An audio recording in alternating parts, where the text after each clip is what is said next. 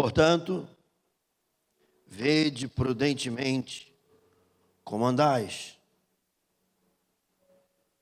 não como nécios, e sim como sábios, remindo o tempo, porque os dias são maus. Desligou não? Vamos ler novamente, irmãos, versículo 15. Portanto, como, não, e sim, remindo, porque, por esta razão, 17, por esta razão,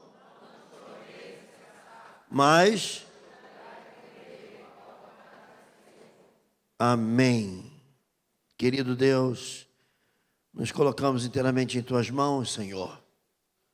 Não somos dignos, não somos merecedores, mas somos gratos e agradecidos, porque até aqui nos ajudou o Senhor. Obrigado porque poderíamos usar como subterfúgio o tempo, a chuva, ou qualquer outra razão, cansaço, mas nós não usamos, Senhor. Nós nos predispomos a estar na Tua casa. Eu te agradeço por essa determinação de coração, por essa convicção de alma, por essa vontade de melhor servir, melhor permanecer na Tua presença. Obrigado, Senhor. Fala aos nossos corações nessa noite, no nome de Jesus, que a igreja diga. Amém. Você está com muito frio aí? Não? Tá bom o ar? Ok? Ok. Paulo escreve aos Efésios, e quando ele chega nesse versículo, ele diz, irmãos, portanto, e eu digo, portanto, irmãos, não deixa que ninguém te distraia agora, nem o vibrador do celular, nem aquela pessoa que vai te perguntar alguma coisa, o que ele disse? Aí você vai dizer assim, preste mais atenção. Porque independente da igreja estar cheia ou meia cheia, ou frio ou quente, Deus está nesse lugar. O Espírito do Senhor está nesse lugar. Ele me amou, Ele te amou, Ele nos amou antes da fundação do mundo. Antes de Ele projetar a criação do sol, das estrelas, da lua, dos asteroides e dos bilhões de estrelas. A Bíblia diz que antes de Ele fazer a primeira criação, não dá para imaginar a quantidade de estrelas e quando eu falo de estrela, eu estou falando de sol, não é de planetas, não, estou falando de estrelas, são milhares, e cada uma delas tem ao seu derredor vários sistemas, como o nosso tem o Sol e um sistema solar. Uma galáxia tem bilhões, é incalculável, e são bilhões de galáxias. Eu não sei quanto tempo levou para fazer tudo isso, porque a Bíblia diz que, a ciência diz que foram bilhões de anos, mas a Bíblia diz que para Deus um dia é igual a 1000 anos, 1000 anos é igual a um dia, 1 milhão de anos para Deus é igual a um dia, o tempo para Deus é envergado. Deus não se enverga para o tempo se enverga para Deus. Então, a nossa pequenez de humanidade é que tem dificuldade de entender esses bilhões de estrelas.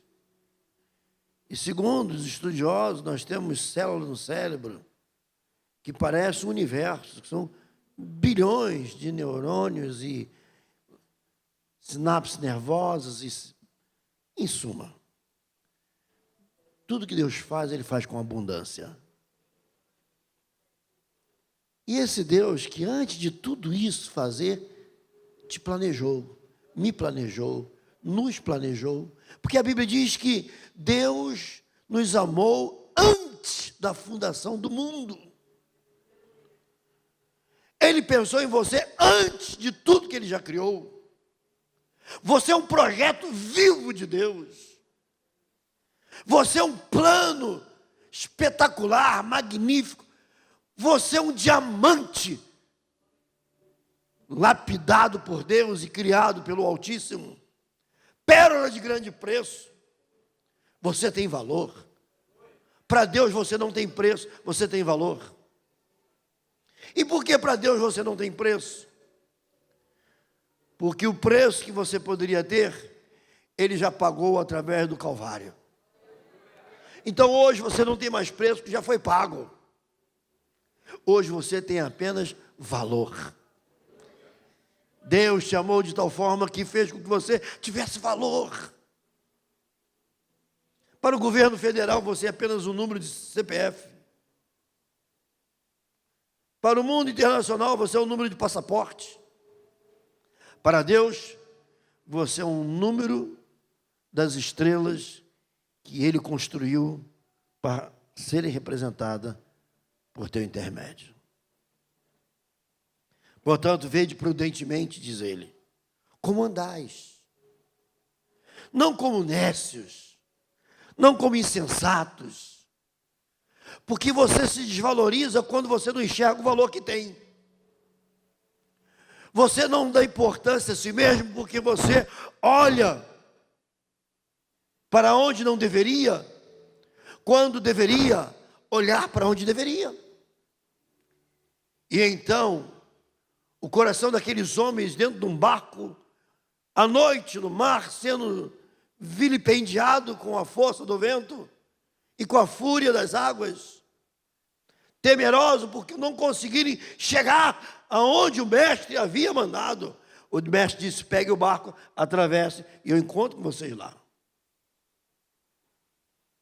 Mas do início da tarde até alta madrugada, eles não conseguiram fazer um percurso tão pequeno de atravessar e ficaram a noite toda brigando com a tempestade. Com o medo que a noite aplica. Ficaram a noite lutando contra os ventos contrários, as ondas contrárias. E alguns chegam ao ponto de dizer: eu estou nessa situação, culpa de Deus. Porque Ele mandou eu entrar no barquinho e disse: atravessem que eu encontro com vocês lá. Não, não é culpa de Deus. Circunstância da vida.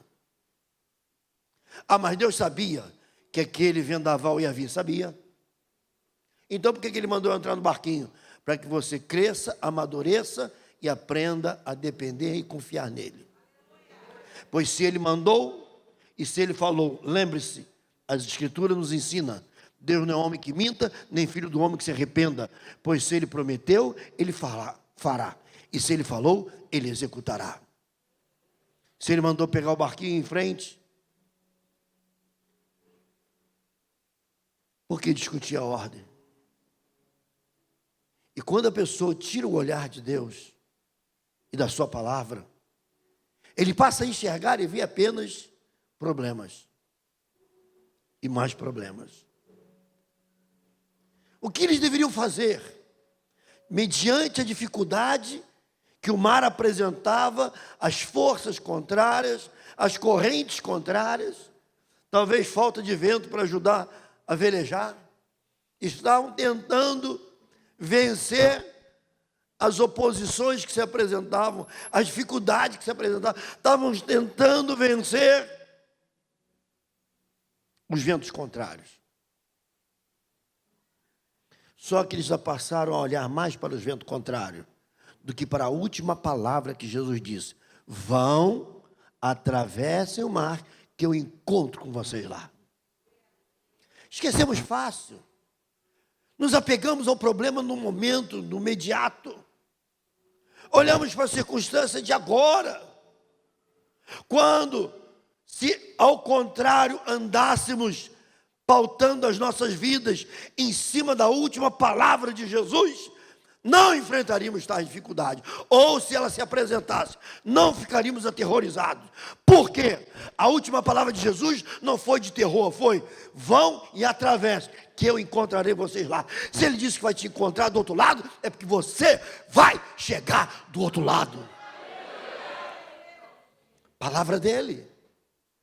Não importa quantos problemas se apresentem, quantas dificuldades se apresentem, quantas lutas se apresentem, ele diz: estarei com vocês do outro lado, estarei com vocês lá, estarei com vocês lá, estarei com vocês lá, e nada, absolutamente nada, impedirá que eu esteja com vocês lá. Ele é maravilhoso. Ele é maravilhoso. Isso não é frase apenas de hino, Deus maravilhoso. Isso não é a frase apenas de poesias, Deus bom e maravilhoso. Isso não é frase apenas de salmos, quão maravilhoso é o Senhor. Isso é espírito e vida. Ele é maravilhoso. Se ele é maravilhoso, quem com ele vive, vive as suas maravilhas. E você quer maravilha sem saber enfrentar o mar, a escuridão e os ventos contrários? Deus não é carrasco. Eu ia falar nem padrasto, mas tem padrasto muito bons, até melhor do que os pais. Mas o que eu quero dizer é que Deus não é carrasco. Se Ele permite certas situações no centro da vontade dEle, é porque Ele quer te amadurecer. E Ele quer usar a oportunidade para fazer um milagre maior ainda. E para que você confie mais ainda. Para que a sua fé cresça, amadureça. E aí o que acontece? Você olha para o lado contrário. Você olha para a escuridão. Você olha para o vento forte. Você olha para a água que está chicoteando o barco. Quando a palavra de Deus diz: olhai para o Senhor, forte e poderoso nas batalhas.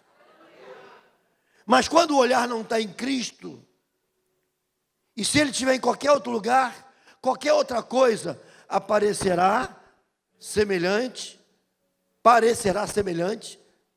àquilo que você está vendo. E o que você está vendo? O terror. Quando você tira o olhar de Jesus e coloca no terror, nas dificuldades, nos problemas, naquilo que se apresenta, você viverá aterrorizado. Até a presença de Jesus vai te causar medo. Porque o seu coração não está nele, está no terror. E quando o seu coração está no terror, nem ele consegue, com a sua presença, te acalmar. Mas ele não é poderoso? Sim, mas o teu livre-arbítrio foi dado por ele. Eu disse semana passada aqui, em minha mensagem, usei uma frase: eu ando com as pessoas que gostam de andar comigo. Eu me relaciono com as pessoas que gostam. Quem não gosta de se relacionar comigo, quem não gosta de andar comigo, eu respeito, mas não tem como ter comunhão. Porque eu estou indo na direita, ela está na esquerda. E se eu for para a esquerda, ele vai para a direita. Então, mesmo que Deus queira, no Senhor Jesus, andar com você, você não consegue andar com Ele. Porque o seu foco não está nele, está nos problemas, nas lutas, nos ventos contrários. Aí fica difícil. Ele até estará ao seu lado. Estará te protegendo e te guardando. Mas você não vai poder desfrutar da paz que Ele tem. Porque você não consegue colocar nele a sua atenção, mas coloca no tormento e na escuridão. De repente, então, ele se vê na necessidade de fazer uma intervenção nessa situação. Porque ele está vendo que do jeito que você está no barquinho, você vai ficar a noite toda e não vai chegar do outro lado. E ele disse: encontrarei com vocês lá. Mas Jesus teve que mudar um pouquinho o plano. E Jesus não pôde se encontrar com eles lá do outro lado. Teve que se encontrar com eles no meio do mar. Senão eles não iam sair dali. E o mestre, então, chegou e aparece no meio da escuridão, andando sobre as águas. E o que eles dizem? O fantasma. Quem está com o coração cheio de medo, faz com que Jesus aparenta ser um fantasma. Um fantasma, um fantasma. E imagina o pânico, já sem força, ventos contrários, água batendo de todos os lados. E no meio da escuridão, não tinha lanterna de LED, nem qualquer outra forma. E aquele vulto. E por que eles viram o vulto? Porque no escuro, a roupa de Jesus apareceu um pouco mais. Meu querido, até a roupa de Jesus na escuridão faz ser vista. Quanto mais o mestre. E ele já se antecipa, diz: acalmai-vos, aquietai-vos, sou eu. Eles não reconheceram a vista, porque estava à distância, sobre as águas se aproximando.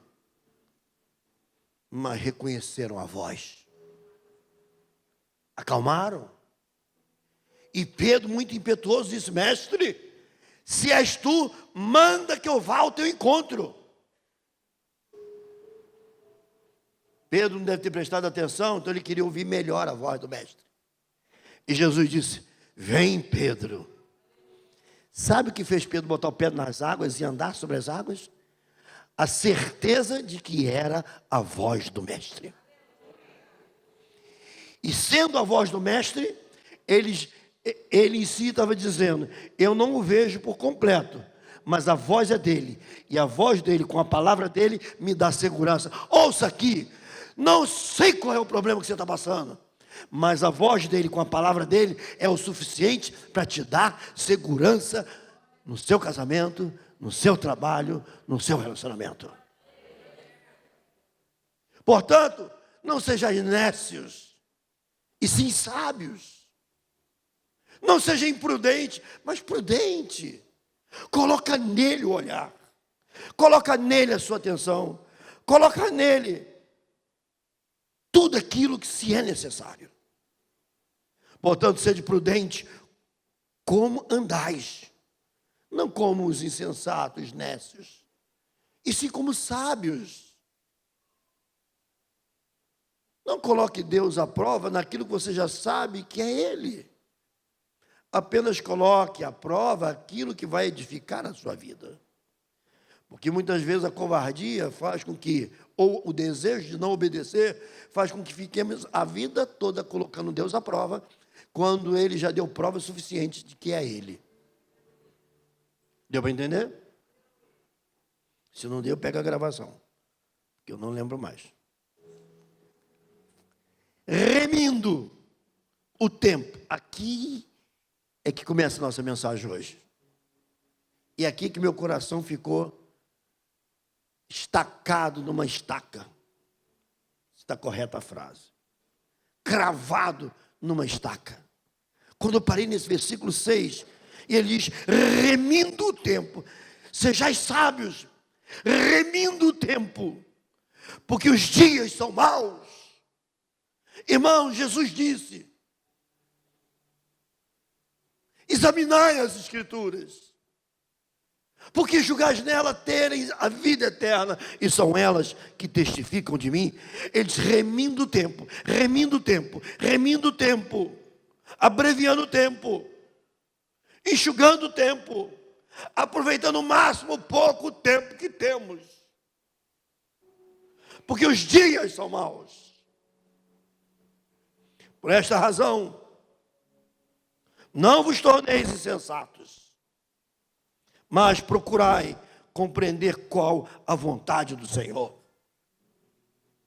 O que a vida vai fazer a todo tempo é tirar sua atenção da última palavra que Deus te deu. Eu nunca tomo uma nova decisão sem uma direção de Deus, enquanto eu tenho uma última direção de Deus. Não importa que tenha sido semana passada, não importa que tenha sido ano passado, não importa que tenha sido há 30 anos atrás. Eu fico preso à última palavra. Quando ele disser: agora, meu filho, pode mudar, segue nessa nova direção. Por que eu vou arriscar tomar uma nova decisão quando a última palavra dele ainda está de pé? Sabe que há muitos neófitos na fé, muitos tolos andando de um lado para o outro, porque são levados de qualquer vento de doutrina. Qualquer novidade, corre atrás. O que estão ganhando de dinheiro alguns mercadores da fé. Hoje não se busca mais o púlpito, busca-se a internet. O pregador fulano vai estar em Campo Grande, no auditório tal. E aí? Não, ele tem 1,5 milhão de visualizações.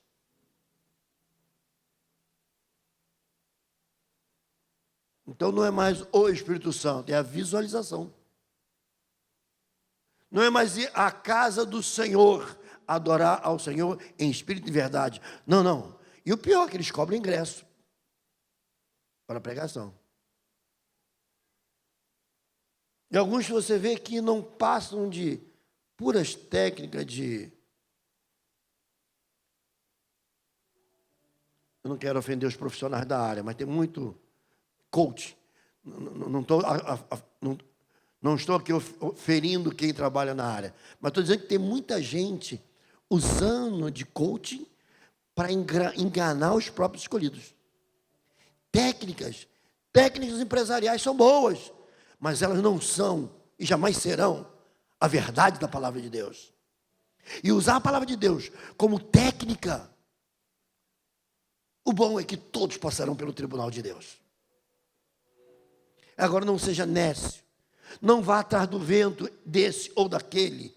Siga a voz que você conhece, na qual Deus tem te orientado. Por essa razão, não vos torneis insensatos, mas procurai compreender qual a vontade do Senhor. Qual é a vontade do Senhor? Ele acabou de dizer, é remir o tempo. Ele acabou de falar no versículo anterior, é remir o tempo. Ele começa no 15 dizendo, não sejam inécios, mas sim sábios. E ele termina no 17 dizendo, não seja insensato, procurar e compreender qual é a vontade do Senhor. Entre os dois versículos tem o 16 que diz, remir o tempo, abreviar o tempo, aproveitar o tempo. Pedro aproveitou aquele tempo para ter uma experiência mais profunda com Deus. Senhor, se és tu, manda que eu volte ao encontro. Jesus disse, vem Pedrão, sou eu mesmo. E Pedro botou o pé fora das águas porque ele reconheceu a voz de Deus. Ele não foi procurar na internet alguma novidade daqueles que tiram proveito, mas nenhum compromisso que é com a verdade.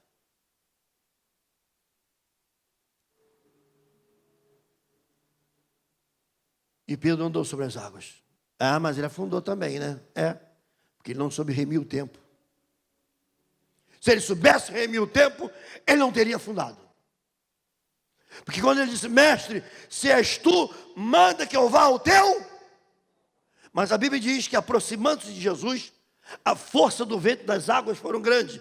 E ele então, olhando para o vento e para as ondas, começou a afundar. O mestre disse, venha. Mas venha baseado em que colocação dele? Mestre, se és tu, manda que eu vá ao teu encontro. No meio do caminho, Pedro achou melhor ter um encontro com as ondas e com os ventos contrários. Tira o foco de Jesus, você afunda. Tira o olhar de Jesus, você será submergido. Mas o que tem isso com remir o tempo? Se ele não tivesse gastado o tempo olhando para as ondas, ele seria bem sucedido, voltando do lado do mestre, cabeça erguida. Mas ele não soube remir o tempo, ele colocou o seu olhar nas dificuldades que se apresentaram na jornada, no problema que se apresentou. Todas as vezes que você colocar o seu olhar, a sua atenção, nas coisas que não fazem parte daquilo que Jesus falou, mas fazem parte das circunstâncias, ou de um ataque maligno, ou de uma esperteza humana, ou de uma malandragem, quem quer que seja. E se você tirar o olhar de Jesus, a tendência é afundar. Remir o tempo é manter fixo em Jesus. Remir o tempo é manter o olhar em Jesus. Remir o tempo é saber o que Jesus quer de você e o que você precisa dele. E nessa conexão, caminharem altaneiramente. Remir o tempo, irmãos. Remir o tempo é uma ordem.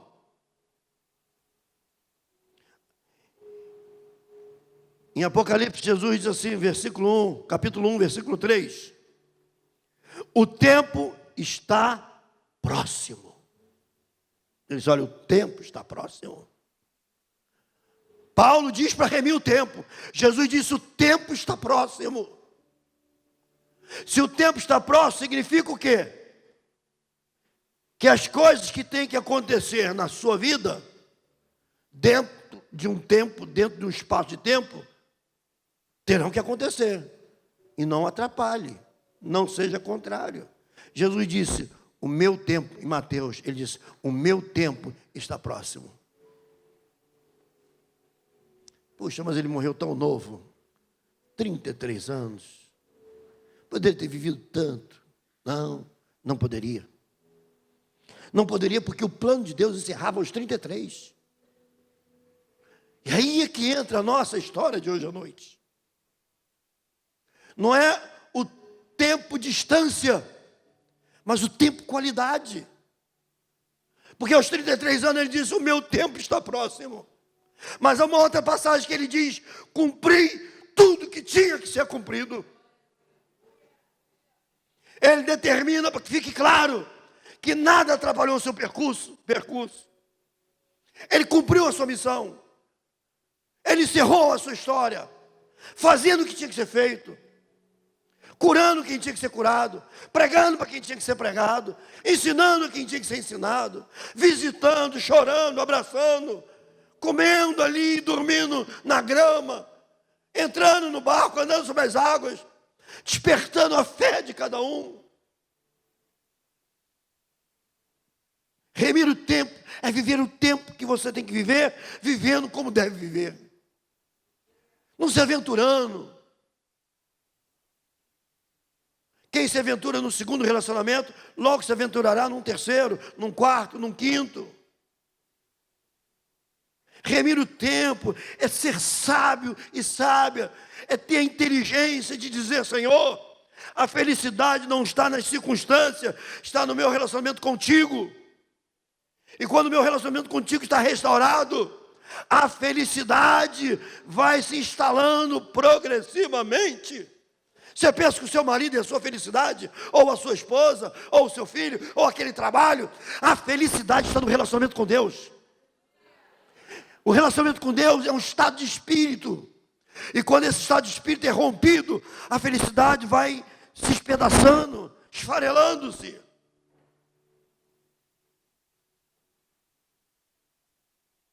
Eu tenho uma mangueirinha de plástico que eu coloco na piscina, que ela é para colocar na piscininha em casa, e para limpar o fundo.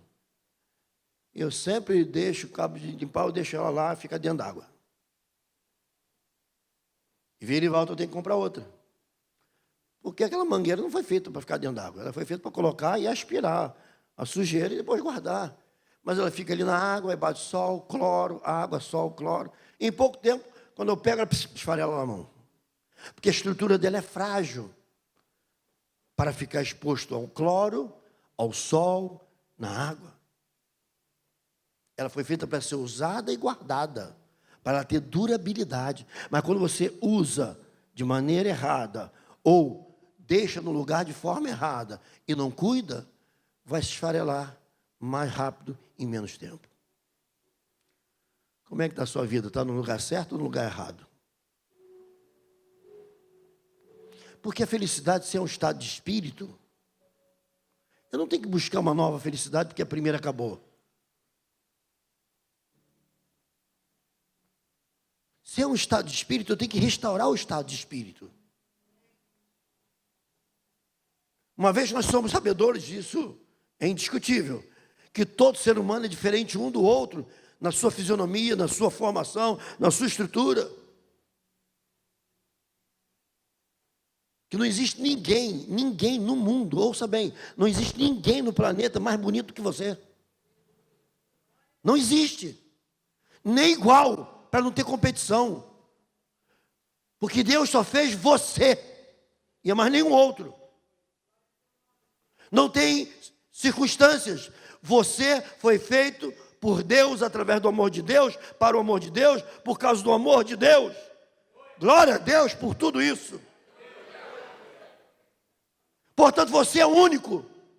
Você não tem cópia. Você é original. E Deus construiu você e os que estão ao seu derredor para viver em felicidade. Felicidade. Ah, mas introduziu-se em infelicidade. Lá no Jardim do Éden também introduziu um camarada lá que só serviu para atrapalhar. Então não se troca de jardim. Se troca do invasor. No seu relacionamento. Não se troca do relacionamento, se troca do que está destruindo o relacionamento. Quem entrou lá no paraíso para causar danos não foi Eva, nem muito menos Adão. Foi um intruso. Então o intruso tem que ser eliminado, ainda que tenha uma conversa convincente. Queridos, Jesus disse, Paulo diz, remi o tempo, e Jesus disse, o meu tempo está próximo. Quando eu era jovem, menino, e depois jovem, adolescente, eu sempre ouvi a seguinte frase, e eu creio que você também. Menino, o tempo voa, aproveita, estuda, faz o que tem que ser feito. A vida passa muito rápido. Não pense que a vida é só brincadeira, não. Se dedique mais, se empenhe mais. A vida voa rapidamente, mas nós não acreditamos. Quando somos jovens, não acreditamos. Não acreditamos e vivemos numa rondana, numa roda, de que tudo vai resolver, está tudo beleza. Não, dá uma sensação que a idade travou e você vai ser um jovem a vida toda.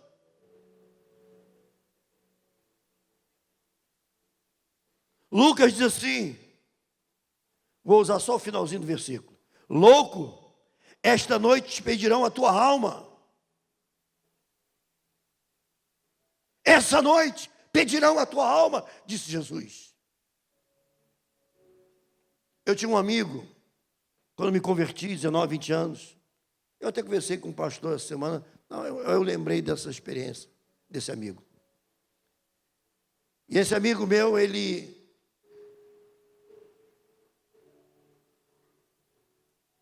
era enfermeiro no hospital psiquiátrico, lá no Rio. Hoje, o governo, esses tempos modernos, acabaram com muitos desses hospitais. Mas antigamente tinha muito. E ele trabalhava naquele hospital. Eu tinha 20 anos, ele tinha uns 30 aproximadamente. Só que ele era aquele sujeito, sabe, de deixar o Schwarzenegger com inveja. Forte. E ele segurava os pacientes, prendendo na cama, na maca, no hospital psiquiátrico.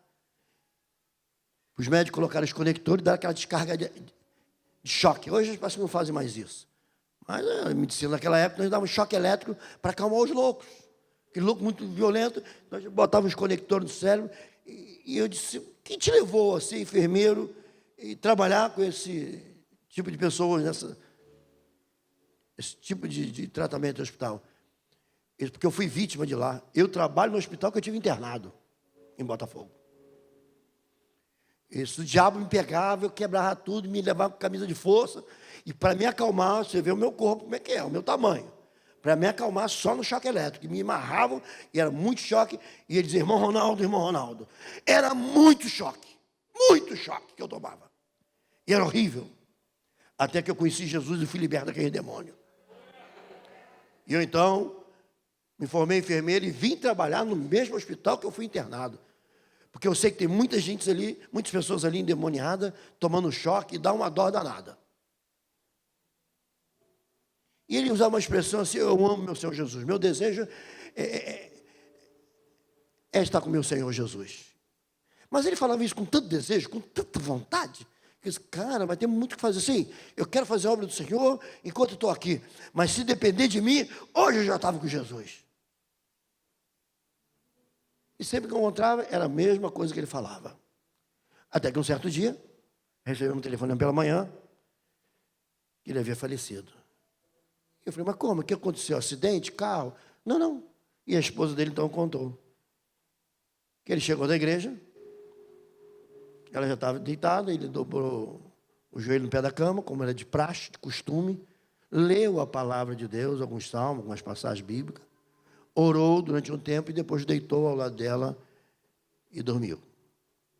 E ela disse, de madrugada, às vezes ele fazia isso também, ele levantou, dobrou o joelho novamente, continuou orando, por volta de 3, 4 horas da manhã, e depois de um tempo orando, então ele voltou a deitar na cama, mas dessa vez ele veio, me deu um beijo no rosto, fez um carinho, deitou e dormiu.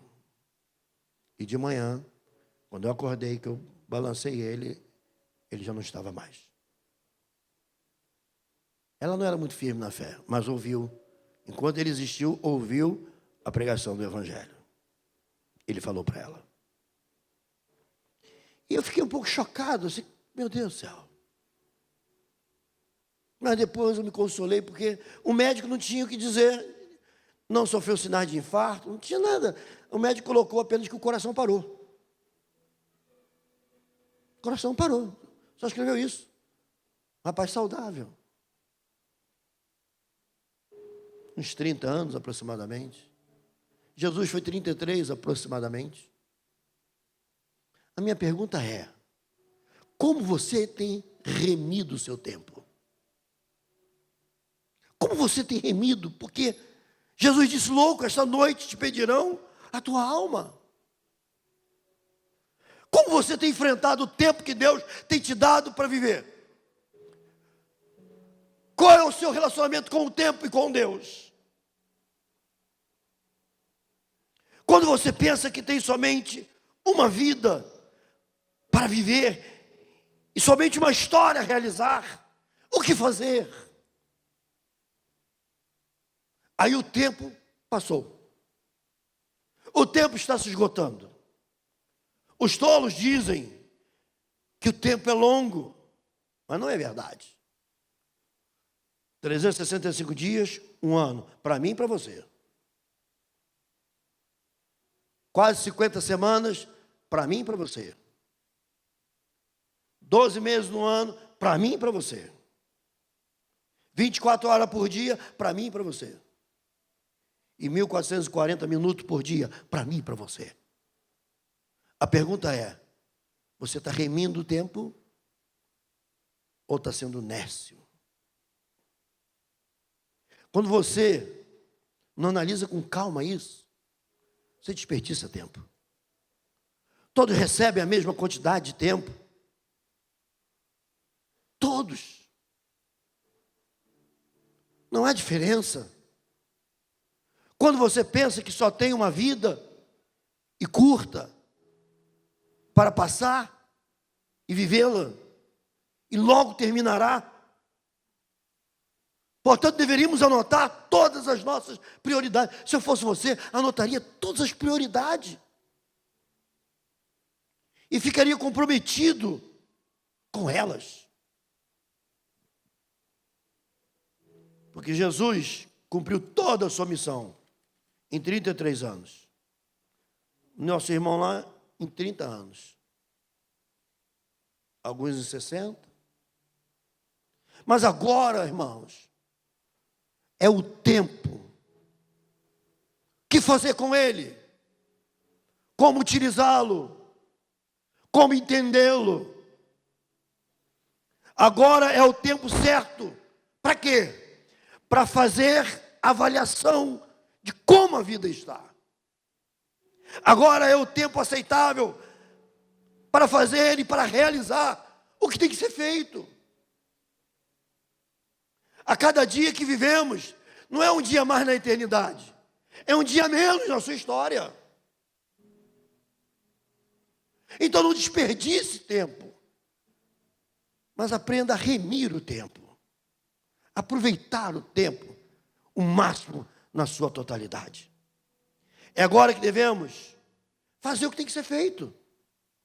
Aquele livro que você achava tão importante para ler, leia agora, não deixa para o mês que vem.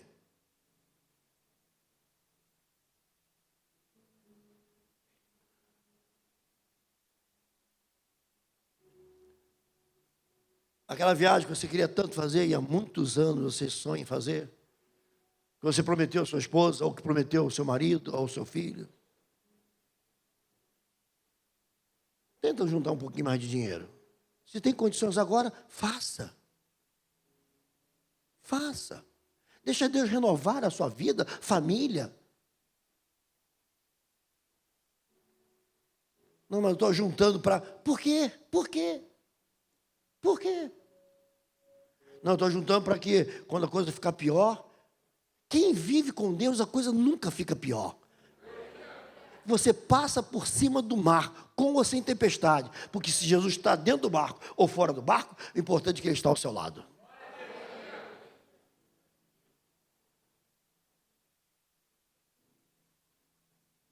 Se eu soubesse, e se eu, como todos os jovens, se eu soubesse que eu ia ter a cabeça hoje, quando eu tinha aquela idade, de entender que o que me falava era verdade.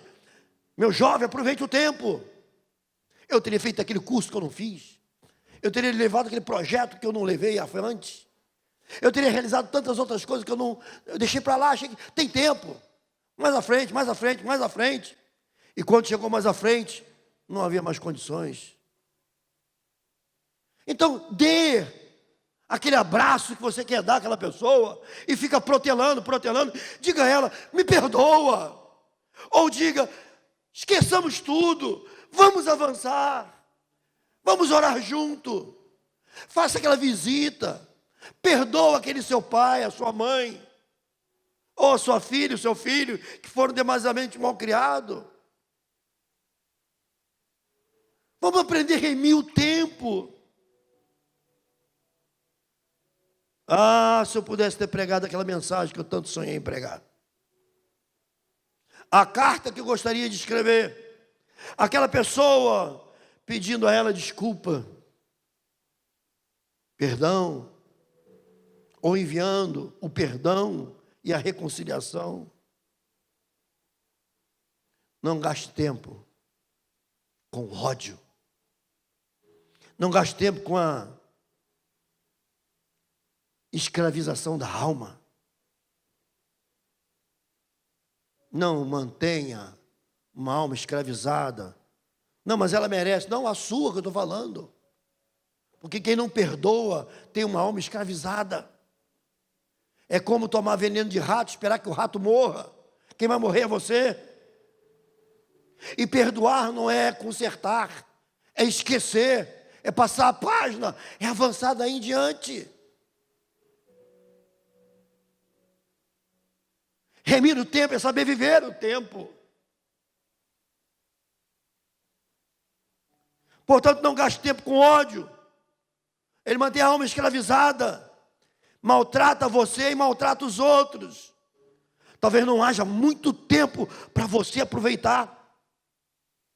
Faça o bem, reconstrua os bons relacionamentos. A ajuda que você deveria dar, dê agora. Faça o que tem que fazer. Não protele. Todas as vezes que o relógio dispara, o tempo não volta mais.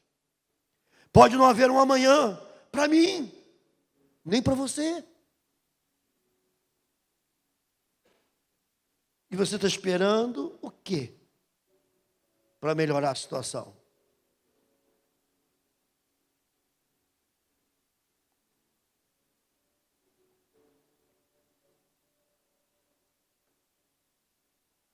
Por que sofrer com as coisas desta vida?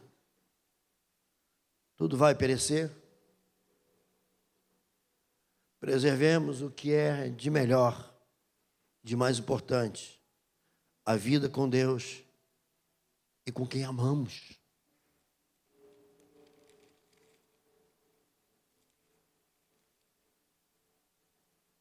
Portanto, sede prudentemente, vede prudentemente como andais, não como necios, sim como sábios. O tempo está se esgotando. Para todos nós. O tempo é curto demais para ficarmos com vacilações e distrações. Não faça pouco caso dele. Não faça. Ele não volta mais. O tempo não volta mais. Puxa, eu poderia ter feito e não fiz.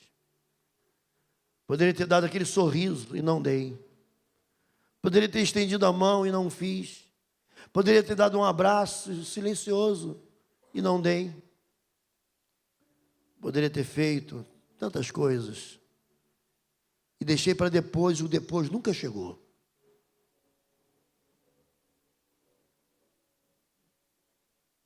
Se Jesus fosse esperar que Pedro se retratasse do que fez, ele teria tomado o mesmo caminho de Judas. E por que Judas foi para a forca? Porque ele não remiu o tempo. E porque Pedro foi perdoado? Porque ele remiu o tempo. Ele remiu o tempo.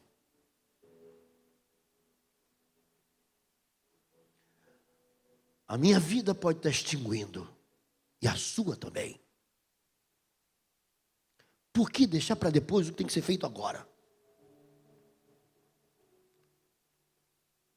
Você sonhava em escrever um livro? O que está esperando? Você sonhava em fazer algo que é lícito dentro do que Deus pede? O que está faltando? Dê aquela oferta que Deus tocou no seu coração e que você finge não ouvir a voz de Deus, esperando que essa voz venha depois. Não vai vir mais. Não vai vir mais.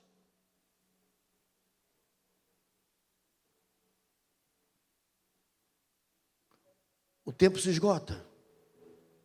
Ele é curto. E a distração o devora. Não faça pouco caso dele. Jesus viveu 33 anos. Completou o seu trabalho. Ele terminou o que deveria fazer. Ele amou quando tinha que amar. Ele cuidou quando tinha que cuidar. Fez carinho quando tinha que fazer. Foi misericordioso nas horas necessárias. Foi benigno sem contestar. Teve compaixão. Ele procurou vidas para compartilhar o amor de Deus. Preenche o coração com a palavra dele. Que possamos investir mais no seu reino. Que possamos investir mais em nossa família. Em pensar em destratar menos e amar mais. Em desprezar menos e cuidar mais. Porque você pensa que terá muito tempo, logo será tirado. Logo será tirado.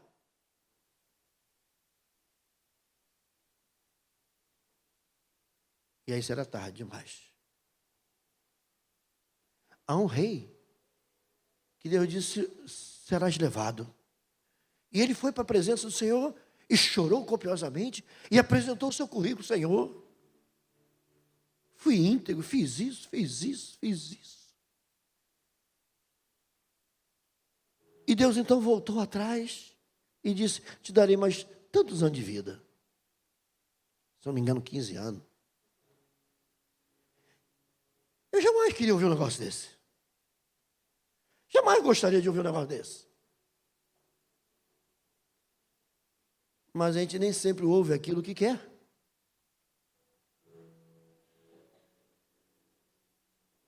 Porque cada dia dos 15 anos era 14 anos e 364 dias de agonia. Mas Deus sabe o que faz. Creio que o profeta soube aproveitar bem o seu tempo. Preencha o coração com a palavra de Deus. Faça o investimento certo. Você faz investimento em carro, casa, banco, aplicação, tesouro, DPI, CTI, UTI, sei lá. É tanto I aí de investimento. Toda hora está passando propaganda. Você faz investimento na sua empresa, você faz investimento na casa de praia, naquele apartamento novo, você faz investimento no seu carrinho velho, comprando pneus novos, reformando a lataria que está caída, você faz. Você faz investimento na sua bicicleta, que o pneu está careca, você está com medo, você compra um pneuzinho novo. Você faz investimento na sua aparência, comprando roupas novas. Não estou sendo contra isso. O que eu estou tentando te dizer é, faça investimento em Deus, na sua família, no que é importante. Faça investimento no Evangelho. É a qualidade de vida que vale, e não o tempo de vida. Qual é a fita métrica que foi colocada para mim? Qual é a fita métrica que foi colocada para você? Quem está mais perto do fim? Então o que preocupa não é a distância que me foi dada e qual a que te foi dada. O que me preocupa é quantos passos certos darei nessa distância que me foi outorgada. Essa distância que me foi concedida. Acabou aqui. Então o importante não é a distância, mas é como se vive essa distância.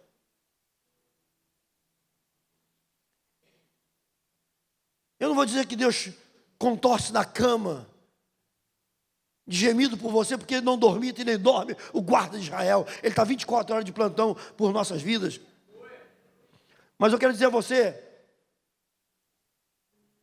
que Deus me ama e te ama o suficiente para nos despertar. Você quer ficar mais com pessoas e lugares que não te farão falta, mas desperdiça o tempo com aqueles que você ama e deveria mais gastar tempo.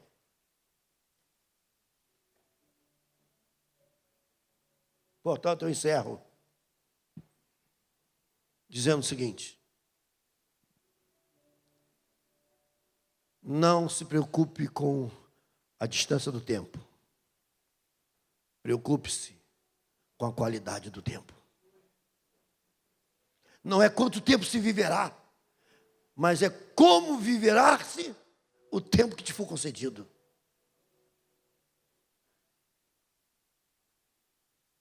Porque a vida é curta para alguns, longas para os outros. Não seja mesquinho e egoísta, quando não custa nada um sorriso, um abraço. Todos nós fomos chamados e por isso somos únicos. Somos únicos, únicos no planeta, para vivermos o plano que Deus tem para nós e não ficarmos mudando trajetórias e rotas. Deus me amou com um propósito. E eu tenho que entender que propósito é esse e viver esse propósito. Deus te amou com um propósito. E você tem que compreender que propósito é esse. Deus nos amou de tal maneira que deu seu Filho unigênito, para que todo aquele que nele crer não pereça, mas tenha a vida eterna. Deus me chamou, Deus te chamou, para que não vivesse numa vida dissoluta, mas com empenho, com dedicação, remindo o tempo, sabendo que vidas estão sendo ceifadas, porque você se recusa a viver o tempo que Deus te determinou, a levar essa mensagem da salvação. Ele veio para viver uma vida curta, 33 anos, mas viveu ela com intensidade. Então viva a sua vida com intensidade em Deus. Não gaste tempo com coisas perniciosas, tolas, bobas, vazias de si mesmo. Deus te chamou, Deus me chamou, Deus nos chamou para levarmos avante o valor do tempo dele, que tem nos concedido a cada um aqui. Deus te chamou para você chorar pelo seu ND, para você chorar pela sua casa de paz. Porque se você não tivesse chegado, talvez em muitas dessas casas, famílias seriam destruídas. Divórcios, separações, guerra, rumores de guerra, princípio das dores. E Deus te constituiu, porque você é único, porque existe um chamado único para você. Não há 2, 3 chamados, é um chamado único para você. Amar a Deus acima de todas as coisas e ao teu próximo como a ti mesmo.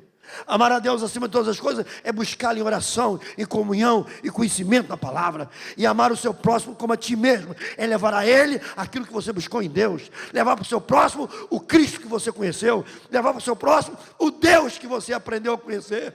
O seu relacionamento com Deus tem que ser um portal aberto para as pessoas ao seu derredor. Você foi constituído por Deus para anunciar as boas novas da salvação, orar pelos enfermos, orar pelos oprimidos, levar paz a casas que se abrirem, dizer ao cansado, tem esperança, dizer ao aflito, calma, Deus vai te ajudar, eu vou estar contigo. Você foi chamada não para o conforto da vida, mas você foi chamado para sair do conforto da vida, enxergar o que Deus quer para você e para os seus, e levar essa mensagem. Jesus disse, é chegado o meu tempo, é chegada a minha hora. Quem tem ouvido, ouça o que o Espírito diz à igreja. Viva a sua vida com intensidade. Viva a sua vida com temor, amor e profundidade. Viva a sua vida naquilo que Ele tem te colocado, pedido. Não gaste tempo com o que não merece o seu tempo. Seu tempo é precioso. Seu tempo foi criado por um Deus poderoso, Criador dos céus e da terra. Seu tempo foi criado na cartilha de Deus para ser preenchido com a proclamação do Evangelho da paz. Seu tempo foi criado para você levar a palavra, o verbo, que é Cristo Jesus, nosso Senhor. Seu tempo foi chamado, foi criado, foi te concedido, porque Deus confiou em você. Deus confia em você. E Ele quer que você leve esse tempo precioso, como Ele levou aos 33 anos que andou na face da terra. Ah, mas eu queria ser muito ungido. Ande nele, ande com Ele, ande por Ele, ande através dEle. Ele fará tudo através de você. O tempo é precioso. Não perca, não abra mão, não remie o tempo. Vamos remir o tempo. Vamos aproveitar com sabedoria. Deus te ama muito mais do que você possa imaginar. Esse é o grande mistério. Criaturas tão insignificantes, amadas tão profundamente, ao ponto de nunca enxergarem e nunca enxergarão a profundidade, a largura, a dimensão, a imensidão do amor por você de Cristo Jesus. Deus me amou, Deus te amou, Deus nos amou. Então, viva com intensidade. Viva com intensidade. Viva com intensidade, mas viva em Cristo Jesus. Não há outro refúgio, não há outra esperança, não há outro Deus. Há um só Deus e Pai de todos. Portanto, viva nele, viva com ele, viva para ele, viva através dele, e glória, pois, ao nome dele para sempre. Amém. Vamos ficar de pé.